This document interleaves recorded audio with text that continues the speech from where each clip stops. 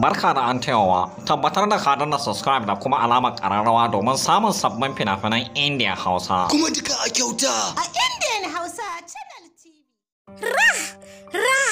Gefe. Rara gefe kayatattun kafce ne na kamfanin Algaita Studio masu burbuɗin fassara suka fassara muku shi.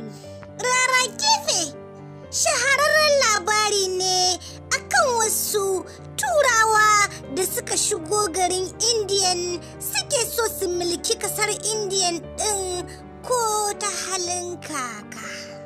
Turawan ba ma kasar Indiyan ɗin kawai suke bukata ba, har da su mazauna Indiyawan suke bukatar su mai da su cikakkun bayinsu. Sun yi matukar rena Indiyawan a kyakkyawar fahimtarsu na hauka, sun ɗauka za su shiga garin Indiyan ɗin ne su kwace wani yanki daga ciki sannan su mulki 'yan kasan, har ma suna ikirarin da cewa Indiyan ɗin wawaye ne ba su ma san me suke yi ba.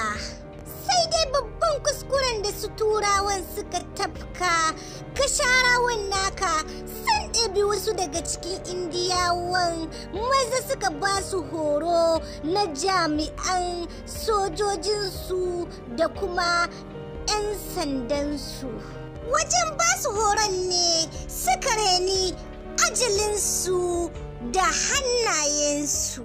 Sai dai su Indiyawan sun kasu kashi biyu, a yayin da turawan mulkin mallakan sun kawo musu wata mummunan hari duk da sun yi kokari sun yi fito na fito da su, amma hakan ya ci tara don sun fi su yawa da yawan makamai, sun tarwasa wasu daga cikinsu sannan sun shake wasu daga cikinsu.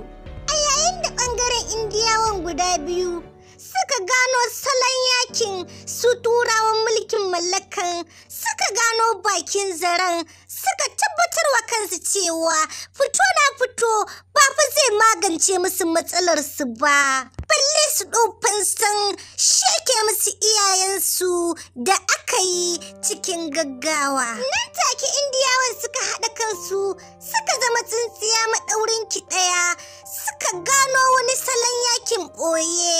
Ba ma su mutanen kasar ba, hatta dabbobin garin ma sai da suka yi musu training don salon su je su ci turawan mulkin mallakar da yaki. Salon nasu ya cimma gaci, tuntuni suka kawar da turawan a kasarsu, duk yawan runduna na turawan sai da suka zamo shekakku. Tabbas wannan kafce na kunshe da cakwakiyoyi fin wanda na furta a ba. Kai dai nemi kayatattun kafce na fim ɗin Rara Gefe na kamfanin Al-Hussein don more cakwakiyar da ke cikinsa. Don Allah masoya, idan wannan shine zuwanka karo na farko zuwa wannan tasha tamu mai albarka mai suna Indian Hausa Channel TV. Masoya, ku danna mana subscribe da kuma alaman kararrawa don more fashin baki da ke cikinsa, ko kuma in ce recap na fina-finan Indian fassarar Hausa. Kai dai kulla halaka da wannan channel tamu mai albarka don sanar da ku masoya da zarar mun